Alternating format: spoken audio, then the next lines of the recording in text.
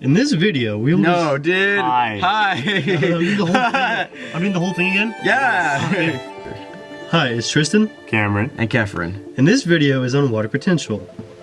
In this video, we will discuss what water potential is, how to calculate it with an example, and how water potential relates to biology as a whole. Water potential is the combined effects of solute concentration and physical pressure incorporated into a measurement. It is typically denoted by the Greek letter psi, like Poseidon. It basically determines the direction of the movement of water. But first, let's explain osmosis. Osmosis is the movement of water across a semi-permeable membrane to even out the ratio of solute to water. Water always moves from high to low water potential. A common example is pouring salt onto a snail. If you hate snails, try this. The salt poured onto a snail would pull the water out of its body. This is because when you add salt to the snail's body, the new solute decreases water potential above the snail, thus causing the water of the snail to move out of its body. Water moves from low solute concentration to high solute concentration. Now we're going to talk about how to calculate water potential. Water potential is measured in megapascals. Pure water will always have water potential measuring 0 megapascals. The equation for water potential is psi equals psi s plus psi p. Psi s is solute potential and psi p is pressure potential. Solute potential is water flowing to the highest solute concentration. Adding solutes will always lower water potential, and the psi s of a solution will always be negative. Solute potential can go into more detail sometimes. Solute potential is equal to negative I CRT. I equals ionization constant, which is how many ions are in the solute.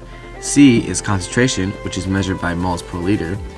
R is pressure constant, and T is temperature. Remember, Kelvin is Celsius plus 273. While pressure potential is physical pressure on the cell or solution. The pressure potential also creates turgor pressure, which is when the solution inside the cell pushes the cell membrane against the cell wall, keeping it stiff. Now let's do an example. The model below shows the movement of water within a U-shaped tube, and in the middle of the U is a membrane that only allows water to pass. In the right arm of the tube is a 0.1 molar solution, and in the left arm is pure water, or a 0.0 molar solution. In this example, because water will always move from higher water potential to lower water potential, the water will move from the left arm to the right arm. In the next example, we'll be testing physical pressure.